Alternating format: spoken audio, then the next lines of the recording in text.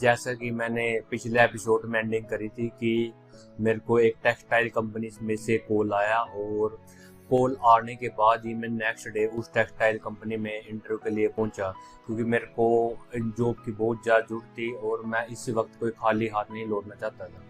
मैंने अपनी तरफ से प्रॉपर इंटरव्यू की तैयारी करी, जैसे मैं हमेशा करता था। उसके बाद जैसे ही मैं इंटरव्यू के लिए पहुंचा, मन में थोड़ा डर था इस बात का कि पहले ही मेरी रिजेक्शन आ चुकी है, कि परमात्मा की बार मेरे को ये जॉब मिल जाए, मैं बहुत ज़्यादा धक्के खा रहा हूँ, कुछ तो मेरी शुरुआत हो, दिमाग में यही बात रहती थी। और उस टाइम भी फिर मेरे कॉन्फिडेंस मेरे को अपने अंदर रखना पड़ता था कि इंटरव्यू में कुछ पूछेंगे प्रॉपर उनका आंसर दे सकूँ मैं। तो उसके बाद मेरे को मतलब इतना एक्सपीरियंस तो नहीं था, पर मतलब जितना भी था मतलब ये था कि ईमानदारी से आंसर देने हैं ऑनेस्टली। अगर किसी कंपनी की जरूरत हो तो मेरे को जरूर रख लेगी। तो उसके बाद फिर मैं इंटरव्यू के लिए पहुंचा।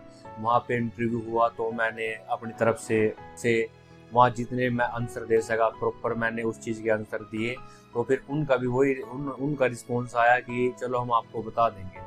तो उस टाइम के बाद फिर मेरा वही प्रोसेस रिपीट शुरू हुआ। मैं घर आके फ़ोन देखता रहा, सारा दिन उसके बारे में सोचता रहा। फिर बाकी 1 या 2 दिन बाद फिर मेरे को पता लगा कि मेरी वहाँ पे सिलेक्शन हो चुकी है। तो उस सिलेक्शन से मैं इतना खुश था, बहुत ज़्यादा खुश था। बल्कि जो उन्होंने मेरी सैलरी वगैरह रखी थी, 7000 मेरी सैलरी रखी थी उन्होंने सिर्फ। उस टाइम वो 7000 मेरे लिए मायने नहीं रखती थी, अमाउंट छोटा था। मेरे लिए यह था कि मेरे कुछ कमाई का सोर्स, कमाई का साधन कुछ शुरू हो चुका है।